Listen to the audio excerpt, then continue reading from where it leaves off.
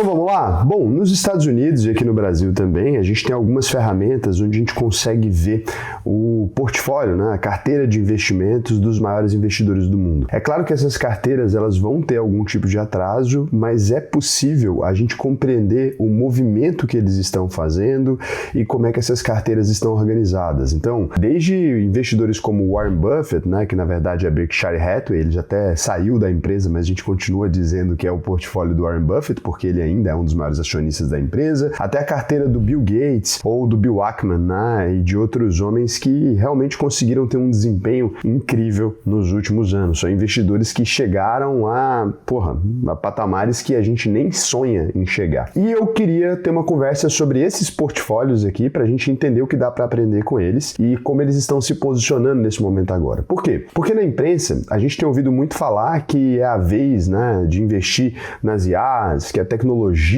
é o que tem sido o grosso desses investimentos, que os maiores investidores do planeta Terra esperam que essa tecnologia substitua, né, a mão de obra humana. Muita gente tem dito isso e eu queria verificar se é verdade. Eu acho que a gente pode fazer assim. Então, antes de mais nada, que é um sardinha raiz, né, se você já acompanha o canal há um tempo, pode deixar o seu like na confiança. Se você não acompanha o canal ainda, que é um canal que a gente fala de investimentos, macroeconomia, às vezes tem que entrar em política porque isso faz parte, então você pode escolher deixar o seu like, se inscrever aqui no canal, se o vídeo te agregar, te trouxer algum conhecimento que você ainda não tinha. Meu nome é Raul e eu sou o fundador aqui do canal. Tem um cara também que a gente vai dar uma olhada na carteira dele, que é o Michael Burry. Ele é o personagem principal daquele filme chamado A Grande Aposta, em que ele aposta contra todos os bancos dos Estados Unidos, basicamente, na crença de que a gente estava vivendo uma crise em 2008, né? A crise que ficou reconhecida como a crise do subprime. Esse cara, ele tenta sempre fazer umas profecias bem malucas assim, mas eu acho que pode valer a pena pra gente dar uma olhada também na carteira dele. Eu vou deixar para olhar isso na segunda ou na terceira carteira aqui. A gente pode começar com o Warren Buffett, entendendo como é que tá o portfólio dele. Muito se fala que o Warren Buffett tá com muito dinheiro em caixa, e é verdade, tá? Então o Warren Buffett tá com muito dinheiro em caixa mesmo. Tem algumas empresas que ele tá vendendo e tem outras empresas que ele ainda tá muito bem posicionado. Então isso aqui vale a pena a gente dar uma olhada, porque nas manchetes, no geral, né, as pessoas sempre dizem, o Warren Buffett tá com a maior caixa da história. Sim, mas não é que ele vendeu todas as ações dele e ficou bem posicionado. Eu vou mostrar para vocês agora a carteira dele em 2025, mas antes disso eu acho que a gente consegue dar uma analisada aqui na carteira dele desde 2013. Aqui você consegue ver que em 2013, né, eu não vou ficar passando mês a mês assim, eu vou tentar dar uns saltos aqui de 5 anos, alguma coisa assim pra gente ver como é que modifica, mas a gente consegue ver aqui, por exemplo, que em 2013 o Warren Buffett ele era muito crítico de empresas de tecnologia e ele tinha aqui 20,81% do portfólio dele em uma empresa chamada Wells Fargo. Para os brasileiros é meio difícil de saber o que é, mas é um dos maiores bancos americanos ali. Então o Wells Fargo representava 20% de toda a carteira. Ele sempre teve uma carteira bem concentrada, tá? Apesar de ter posições minoritárias, 0,50 numa coisa, ele sempre teve posições bem concentradas aqui, né? Aqui você vê que o segundo maior investimento da carteira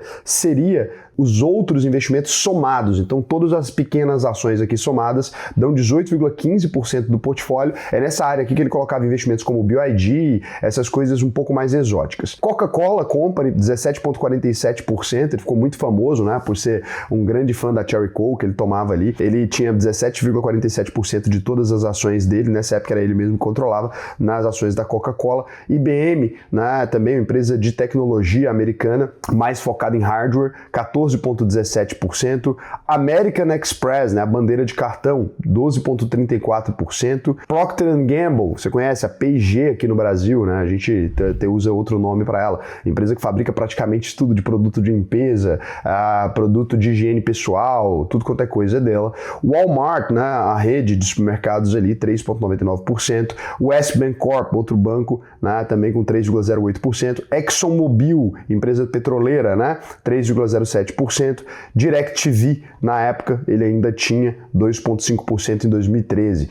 Raul, então o Warren Buffett teve os erros dele, né, históricos, porque aqui a gente sabe que a DirecTV, ela se acabou, né, ele foi até fazer uma redução depois, e ela foi caindo aos poucos no portfólio dele, chegou a fazer vendas, se não me engano, mas aqui você tem algumas questões. Avançando aqui para 2016, a gente percebe que a gente tem Kraft Heinz, né, como uma das principais empresas, inclusive em sociedade com o grupo 3G Capital, que é brasileiro, ele começa a ter uma posição de 19,9%.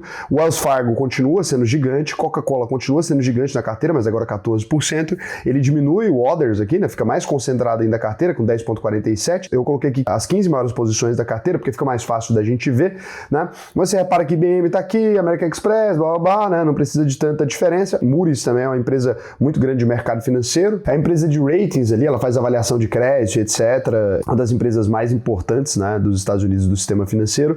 Former Charter Communication, Deere, né, a John Deere Company aqui, que fabrica tratores e toda aquela coisa para propriedades rurais. Goldman Sachs, banco, e General Motors, a empresa de carros. E aí beleza, né? Se você vai avançando para 2020, você vai perceber Apple aqui surgindo, Bank of America, Coca-Cola, Others aqui, 7% só, American Express, a Kraft Heinz diminuiu bastante a posição. Por quê? Porque Apple começa a crescer loucamente, ele adiciona a Apple no portfólio e desde que ele adiciona, a Apple nunca mais reduz, né? Ela vai crescendo até concentrar 44% de todo o portfólio dele no ano de 2020. Ele faz vendas aqui sucessivas, mas ainda assim a Apple continua subindo loucamente, você percebe que ainda está com a maior posição. Vindo aqui para o momento atual, para além do caixa robusto, a gente tem uma carteira já mais equilibrada. Ele fez um amplo desinvestimento das empresas de tecnologia. Sei que esse é um vídeo mais técnico, vocês às vezes não gostam, né? Mas vou ter que fazer uma palestrinha aqui. O que acontece? O Warren Buffett está sim diminuindo, né, a exposição dele em Apple. Ele começou a vender as ações de Apple e manter caixa. Essa foi uma das coisas que ele fez aqui, que você consegue perceber, né? Se você colocar aqui na velocidade muito rápida, a gente consegue perceber que quando a Apple entra na carteira, ela vai crescer, olha só. Ela vai crescer ali, tá vendo? Ela surge ali, essa ação preta, olha. Ela surge de maneira muito acelerada e vai ficando gigantesca, né? Você consegue perceber, olha. JP Morgan também começa a ocupar um espaço maior, várias empresas vão crescendo aqui. Bank of America, tarará, e Apple, olha, vai concentrando até chegar no limite, né, de ter até 46% da carteira, mas ele vai fazendo vendas. Por que que a gente sabe que foi vendas? Porque Apple não caiu nesse período, então não tem como ter sido outra coisa, só podem ser vendas. Aqui também a gente começa a ter Chevron, né, começa a estar ali, e olha que doideira, chega a 50% do portfólio, então a gente vê a diminuição acelerada, né, ele vendendo de forma acelerada as ações de Apple aqui, até chegar no momento atual com 22,6%. O que a gente tem agora, né? Se vai divulgar o relatório trimestral hoje, se não me engano, dia 15 de maio, depois a gente pode falar sobre isso, mas o que a gente tem aqui então? Então a gente tem uma diversificação dele, né? Colocando um pouco de Alphabet na carteira, as ações do Google aqui, e fazendo uma redução sistemática das ações de Apple, que foram as que mais subiram na carteira dele recentemente. Algumas pessoas falaram, não, é por uma questão de diversificação, é por uma questão de rebalanceamento. É óbvio, né? Você não vai querer ter 40% de todo o portfólio de uma empresa do tamanho da Berkshire Hathaway em uma ação como a Apple. Então eles foram fazendo uma gestão aqui. Mas obviamente também, se ele acreditasse que isso aqui vai continuar subindo, ele não estaria com essa ação em carteira. Então vale a pena ter uma atenção quando a gente olha para isso. Existe uma diminuição, uma venda nas empresas de tecnologia e uma formação de caixa, o que indica, né, que o Warren Buffett pode estar esperando uma crise. Talvez seja isso. Algumas pessoas dizem que é isso, mas aqui quando a gente vai olhar o portfólio completo, a gente ainda tem Domino's Pizza, United Health, né, a gente ainda tem diversas outras empresas aqui também, que ele começou a aumentar produção de alimentos, etc. Foi uma coisa que ele fez e vendeu, né, acho que completamente a Liberty Media Corp, né, ele vendeu 100% aqui da empresa, ele não tem mais ações dela. New York Times, ele comprou um pouquinho, então aqui você consegue ver as mudanças no portfólio inteiro, né, o que ele tem feito, mas é sempre redução, tá vendo? Sempre venda, venda, venda, venda, e comprou um pouco de Chevron, né, que é a empresa de petróleo também, o que é muito curioso, né, ele tinha comprado já no final do ano passado, antes da crise, ações de petroleiras aqui, ele tinha feito um aumento interessante aqui, vale a pena entender como é que funciona a cabeça dele. Bom, então isso aqui é o portfólio do Warren Buffett, bem longe dessas teorias, né, conspiratórias de que ele está fazendo todo o investimento em IA, existe um desinvestimento em algumas empresas, então a gente precisa entender isso. A gente tem um investimento sim em Google, que é uma novidade, um aumento nas ações de Google aqui, que a gente percebe como uma novidade, as ações de Alphabet, né, houve uma valorização na verdade e ele já estava bem posicionado ali, então continuou mais ou menos assim. Quando a gente vem para o portfólio do Bill Gates, o que a gente tem aqui, né? Se a gente for lá em 2013, estava tudo em Berkshire Hathaway, 46,9%, em Coca-Cola também ele tinha um bom investimento, McDonald's ele tinha um bom investimento, Caterpillar, que é a concorrente da John Deere, né? Então aqui a gente tem as duas concorrentes aqui, a Coca-Cola FEMSA, né? Que é a empresa do México, dona do Oxxo e do envasamento de Coca-Cola na América do Sul aqui principalmente, com exceção ao Brasil, que eu acho que quem em garrafa é Refrescos Bandeirantes. A gente tem a Canadian Railway, a gente tem também o Walmart, Waste Management e também tem a ExxonMobil. Ou seja, Berkshire Hathaway e uma cópia da carteira da Berkshire Hathaway, com algumas pequenas modificações.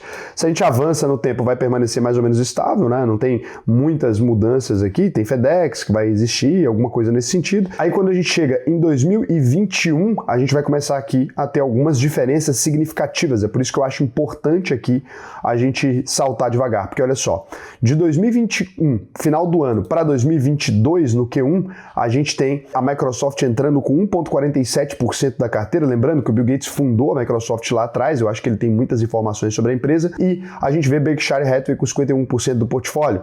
Depois Berkshire Hathaway com 53%, presta atenção, a Microsoft continua ali pequenininha, John Deere entra também na companhia, e a Caterpillar continua ali, então John Deere e Caterpillar. Aqui quando a gente já vai para 2022, Microsoft 26,91%, Berkshire Hathaway 23%, né, diminui bastante o portfólio, e o dinheiro gerido é que se modifica. Então, na verdade, é que a fundação, né, Bill e Melinda Gates, o fundo, recebe ações da Microsoft. Então é muito importante lembrar aqui, do nada é o patrimônio que aumenta grotescamente. Então, 17 milhões aqui, né? E aí você tem as ações entrando aqui. Ou seja, essas ações estavam em outro lugar, elas foram incorporadas pela Fundação Bill e Melinda Gates. Então é importante lembrar disso, porque eu vi várias pessoas falando como se tivesse sido um investimento que foi colocado aqui, mas na verdade essas ações entram dentro, elas podiam estar em outro lugar, elas vêm aqui para dentro e a gente começa a ter a Microsoft como uma das principais posições, né? E Microsoft cresce e se valoriza, então aqui Microsoft investiu em OpenAI, toda aquela coisa, blá blá blá. Então depois dessa entrada a gente tem uma boa valorização do portfólio, vai para 45 bilhões aqui, e vai se diminuindo naturalmente, né? Ele vai fazendo, acredito que vendas aqui disso, e olha só, some, né?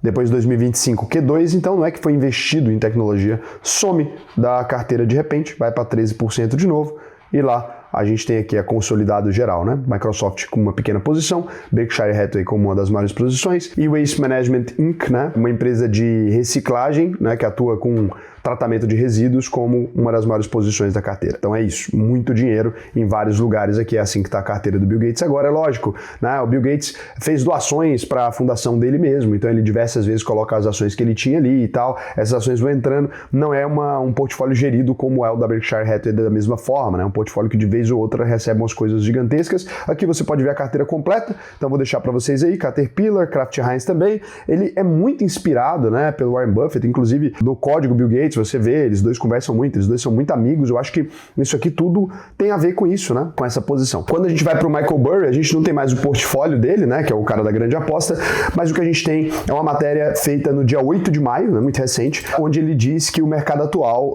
lembra muito os últimos meses do fim de 1999 para o começo dos anos 2000, daquela bolha, né, e aí ele vai falar aqui sobre diversas empresas que estão extremamente infladas, né, onde qualquer coisa que diga que é semicondutores, etc., vai estar imerso num potencial de bolha. O que a gente pode dizer então quando a gente vem para esse momento atual? Berkshire Hathaway com 397 bilhões de dólares em caixa, BlackRock tirou 2 trilhões de dólares do mercado americano, a gente tem diversas empresas fazendo vendas ali. Desde 2022 a gente não tinha tantos investidores operando vendidos na bolsa americana, esse é um ponto importante também. O que quer dizer, Raul, operando vendido? Quer dizer apostando que vai cair. Então no mercado financeiro você tem como entrar comprado numa posição ou vendido numa posição. Não recomendo que você, investidor amador, faça isso, mas só para você entender, né? Se o mercado, por exemplo, está em $100, se uma ação está em $100, você investe nela, você entra nela vendido na posição, significa que você está considerando que ela vai cair. E aí, se ela cair para $50, por exemplo, você ganha $50, porque você vendeu as ações a $100. Você alugou ações e vendeu a $100, é por isso que o aluguel de ações funciona assim. No Brasil, a mesma coisa, tá?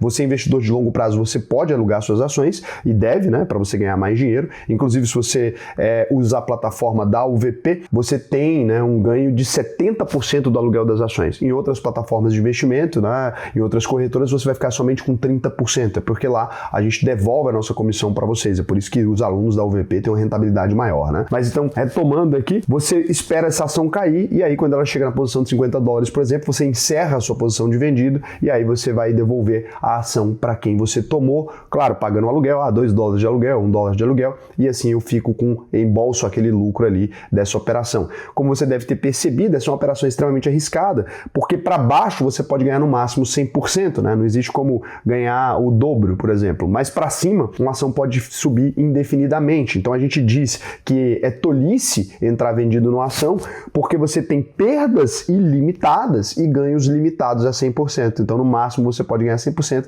e perder, você pode perder infinito. Raul, mas se eu utilizar uma alavancagem, né, de 12 vezes, 3 vezes, aí eu posso ganhar muito mais nessa perda, né? Posso chegar a 1.200% ali, sim, mas aí se a perda também subir para cima, você pode ganhar, você pode perder indefinidamente seu patrimônio. Então, a gente está no maior número de pessoas apostando contra a Bolsa de Valores, fazendo esse movimento contra a Bolsa de Valores americanas desde 2022. Existem algumas questões também do Donald Trump, que é o atual presidente do país, ter sido acusado de manipulação de mercado, diversas coisas nesse sentido. A gente teve uma viagem agora do Elon Musk e do CEO da Nvidia para a China, junto com o Donald Trump, para algum tipo de negociação. As pessoas estão vendo a expectativa com o IA minguar, né? Você pode ver aqui os investimentos da OpenAI diminuindo, você pode ver também os investimentos de todas as outras empresas do setor diminuindo. Primeiro todo mundo estava muito oriçado, agora todo mundo está diminuindo. A gente pode tender a um estado maior de maturidade ou de fato pode ser uma bolha. Eu cheguei a falar sobre isso no vídeo da Nvidia ontem, mas aqui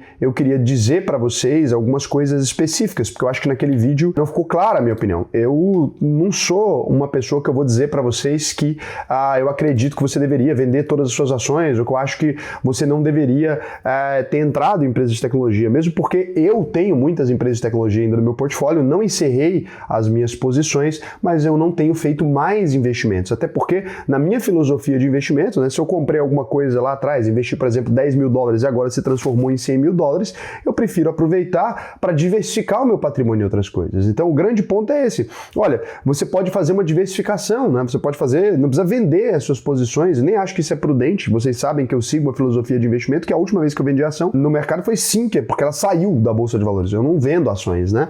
Mas eu posso não ficar comprando constantemente mais a esses múltiplos. Eu acho que os múltiplos não estão tão atrativos. Ao mesmo tempo que eu acho que tem diversas empresas no Brasil e lá fora que estão com múltiplos extremamente atrativos. Se a gente vem aqui nas empresas da B3, por exemplo, né, e você pegar só aquilo que é viável aqui, ou seja, as empresas mais seguras da Bolsa, que são empresas que têm lucros consistentes, etc., o que você vai encontrar é, por exemplo, o Banco do Brasil, que recentemente perdeu muito do lucro dele, sendo negociado aí com um PVP de 0,65. É óbvio, né? Teve o calote do agronegócio, teve um monte de coisa. A cada R$1 que o Banco do Brasil tem em patrimônio aqui, você vai estar pagando 65 centavos aqui pela empresa, né? E o PL, ele não está esticado, né? Apesar do lucro ter caído bastante, o PL ainda está em 8,69. Então a empresa caiu bastante. Ela é uma empresa que tem um bom índice de Basileia, tem um bom lucro, é uma empresa do governo, não vai quebrar, né? Não tem como ela quebrar, porque ela seria salva de toda forma. E quando você olha aqui, o lucro líquido de 2025 foi de 16 bilhões, né? O banco, ele tá com a redução de lucro, lógico, mas ele continua sendo extremamente lucrativo. Estão entregando o banco praticamente de graça. Você está pagando 65 centavos a cada R$1 que o banco tem de patrimônio. Estou falando de sede, eu tô falando todas aquelas coisas, ou seja, tá numa boa janela. Quando a gente vai falar de Bradesco também, ele sangrou bastante, né? Um banco privado sendo vendido abaixo do valor patrimonial dele também é inimaginável, né? Não é de se duvidar, inclusive, que alguém tente uma fusão no futuro, porque ele chegou a ser negociado a 0,98, alguma coisa assim, olha isso, né? Nos últimos um mês caiu 15% também, um banco com lucro bilionário. Raul, o Bradesco é cheio de desafios, né? O banco tem tido uma queda no lucro, ele não tem se adaptado às tecnologias mais recentes. Pois é, mas 23 bilhões de lucro ali. Esses bancos todos brasileiros estão com múltiplos bem interessantes aqui. Se você for olhar Odontoprev, outras empresas aí de outros setores também, você vai encontrar coisas bem legais, Raia Drogasil, né? Sanepar, você vai encontrar algumas coisas que ainda valem muito a pena no Brasil, é óbvio. Tem empresas viáveis também com um pouquinho mais de endividamento, alguma coisa nesse sentido que você ainda consegue encontrar, né? Mas você tem muitas empresas brasileiras que elas ainda têm um bom potencial pela frente. O Bovespa subiu bem, mas ainda tem como subir muito mais. Então você vê aí que algumas empresas, né, elas têm múltiplos ainda bem atrativos aqui no Brasil. Quando a gente vai para o cenário internacional, a gente pode dizer a mesma coisa, né? Você pegar aqui só Azulin, só empresas que baixam endividamento, etc., e procurar aquilo que está mais atrativo. Então procurar aquilo que está com indicadores, vou colocar aqui, ó, vou fazer uma configuração para já deixar alguns indicadores aqui. Vou só de PL e PVP para facilitar. tá? Empresas lucrativas, e aqui você pode ver algumas empresas, né, no mercado americano que são lucrativas historicamente, lucros consistentes há mais de 5, 10 anos aí, e que são empresas que os investidores não estão olhando tanto. Então aqui a gente acaba percebendo que existem diversas empresas no mercado americano, né, que estão muito bacanas para a gente fazer investimento nesse momento. Indústrias, processamento de alimentos, etc., que foi uma coisa que foi meio deixada de lado. Nessa onda de investir somente em tecnologia, etc., as empresas de tecnologia ficaram extremamente caras, enquanto algumas empresas aqui ficaram extremamente atrativas. E você nem precisa fazer investimento assim especificamente, você não precisa acertar qualquer empresa, né? Você pode pegar ali ETFs de indústria, você pode pegar ETFs de empresas mais lucrativas, você pode pegar ETFs de empresas mais tradicionais ou com mais de 100 anos de mercado. Nos Estados Unidos você tem todas essas possibilidades, né? Que é o que eu sempre falo para vocês lá nas aulas. Agora, o que me pega aqui, né? Eu fiz o vídeo e ficou desfocado. Eu fiz o vídeo, dei minha posição, falei sobre diversas coisas interessantes aqui e li alguns comentários de gente falando besteira, assim. Raul, mas eu tenho que tirar todos os meus investimentos em tecnologia, etc. Eu não falei isso. O que eu disse é, no momento atual, quando eu olho para o mercado americano, eu vejo uma tentativa da presidência da República em voltar as indústrias para dentro, né? O mundo inteiro está fazendo isso, na verdade. Eu vejo que o mercado industrial, o mercado tradicional dos Estados Unidos, ele ficou muito deixado de lado por investidores, e eu, como investidor conservador que sou, né, eu prefiro ter esses investimentos, até muitas vezes, do que investimento em renda fixa. Eu trouxe um estudo, inclusive, para vocês mostrando investimento mais seguro, né? O paper mais controverso da história do mercado financeiro é um estudo, um vídeo bem técnico, onde eu falo sobre isso, que as ações são extremamente seguras. Agora, tem um monte de gente, né, que ficou falando sobre coisas que não faz muito sentido. Então, que é esse o ponto que eu tô colocando, né? Pô, vou comprar uma Tesla com 300 anos de lucro antecipado, ou seja, a empresa tem que dobrar mais umas 3, 4 vezes. Eu acredito que Tesla pode dobrar? Acredito, cara, claro, mas a Tesla hoje ela já tem um valor de mercado superior a todas as empresas de montadoras de veículos do planeta Terra. Então, será que ela vai produzir tanto assim, né? Será que é tão impressionante? Ah, não, é porque ela vai fazer robô. Tá bom, mas por enquanto eu não tô vendo essas coisas. Eu prefiro comprar mais tarde, às vezes, e na hora que isso se materializar eu posso comprar, do que participar desse processo de valorização, só que no mercado que eu tô achando altamente especulativo. Então, quando a gente fala das Magnificent Seven, né, que são as 7 maiores empresas do mercado americano, elas estão concentrando aí um percentual muito grande de todo o mercado, mais de 30%, etc. É natural, né? É Pareto, 20% das empresas concentram 80% do valor. Só que no caso do mercado americano está 10% das empresas concentrando 70 e poucos por cento, 75% de todo o valor de mercado. Eu, um homem precavido e querendo precaver vocês, eu diria que vale a pena para você agora aproveitar aquilo que é investimento do Brasil em commodity, venda de carne, papel, energia elétrica, saneamento. Nos Estados Unidos também tem energia, saneamento, torre de celulares, você tem processamento de alimentos nos dois lugares, aqui no Brasil e lá também, aqui muito mais processamento de grãos, etc. A gente não tem uma grande indústria que transforma alimentos, a gente tem M Dias, né? Mas não é uma grande indústria. Essas empresas eu sinto que elas são mais protetivas. Eu consigo imaginar o mundo entrando numa bolha de IA e que a gente exagerou nas IAs, mas eu não consigo ver a gente entrando numa bolha de que processamos alimentos demais, né? E sobrando tanta comida assim. Eu não imagino que esse seja um cenário viável. Durante as crises, eu sei que todo mundo vai continuar trocando a fralda do bebê, por isso que eu sei que a Clabinha e a Suzano, elas vão se dar bem. Durante a crise, eu sei que você vai continuar tomando banho, eu sei que você vai continuar comprando produtos de limpeza, então a Procter & Gamble tá bem. Eu sei que você vai continuar comprando molho de tomate para fazer macarrão, então eu sei que a Heinz tá bem, né? Então, é muito mais sobre dar valor naquilo que realmente tem valor do que no processo especulativo. E não estou aqui para dizer que eu sou a Madre Teresa do convento. Eu tenho tecnologia em carteira, gosto muito da valorização que eu tive nos últimos anos, né? Para quem é aluno lá, a gente regravou o módulo de investimento internacional, inclusive, e, pô, coloquei a carteira que a gente fez na primeira turma da UVP. Sei lá, tem empresa com 1.800% de valorização.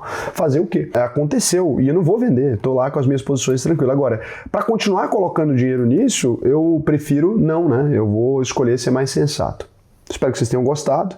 Se você quiser se aprofundar a partir daqui, Raul, eu gostaria de fazer uma carteira de investimentos de verdade. Enquanto você estava falando aqui, eu percebi que nem lógica tem, né? Eu fui vendo um vídeo ou outro de YouTube, colocando porcaria na minha carteira, eu sinto que eu não estou cuidando bem do meu dinheiro. E lembrando, quando você está investindo os primeiros anos do seu investimento, são os anos onde vai render por mais tempo, né? Esses investimentos que você escolheu no começo, eles são os melhores? Se não são, e você quiser modificar a sua carteira para uma carteira que seja mais protetiva, conservadora, que, pum, mesmo protetivo e conservador, né? Querendo ou não, a carteira que a gente criou no canal, para quem acompanhou ela por muito tempo, se você vê aí, você tem mais de 380% de valorização, né? Então a gente valorizou a carteira mais de 50% ao ano, mesmo que você pegue ela dolarizada, hoje ela está extremamente positiva. Eu nunca mais atualizei ela, nem reinvesti os dividendos, né? E mostrei isso aqui já algumas vezes. Então, dá para ter resultados fantásticos sem se preocupar com ter resultados fantásticos, tentando só proteger, porque o mais importante nessa coisa do dinheiro é a proteção. Então, se você quiser ajuda para formular essa carteira, entra aí, clica no botão Faça sua análise de perfil, preenche o questionário para mim, que vai ser um prazer para mim, né? Depois que você preencher isso aqui, entender o momento que você está de vida, te matricular na nossa escola, se fizer sentido para você, se não fizer, não vou te matricular. Lembrando do compromisso que a UVP tem com vocês aqui desde que eu criei o canal. Entrou na UVP, fez todas as aulas, não funcionou para você, Raul, não aprendi a investir. Eu devolvo 100% do seu dinheiro. Não tem questionamento, tá? Não é assim, me prova que você não aprendeu. Não, fez todas as aulas, emitiu o seu certificado, pode ir embora.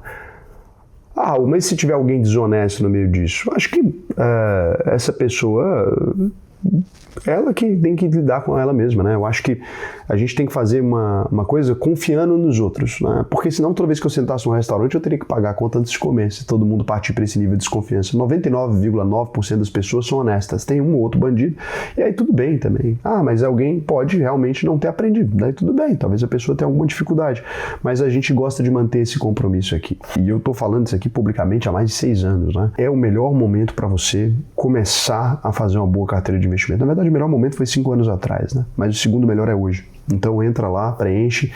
Depois disso aqui, não é que você vai clicar aqui e vai pagar na hora, não. Você vai chamar um especialista, ele vai trocar uma ideia com você, ele vai entender sua carteira. Se você precisa de uma ajuda, hoje eu tenho 1 milhão de patrimônio, 2 milhões, eu preciso de uma ajuda especial. Óbvio que a gente vai te encaminhar também para um consultor nosso aqui, bem informado, que conversa comigo direto, a gente faz as reuniões semanais. Então, tudo tem solução. Raul, eu preciso tirar o meu dinheiro do Brasil, tu quer colocar um offshore, tal, tem solução. Raul, eu preciso criar uma holding para proteger os meus imóveis, para transferir para os meus filhos sem imposto, tem solução. A UVP tem solução financeira para todos os seus problemas. Isso é muito legal. Beijo para vocês.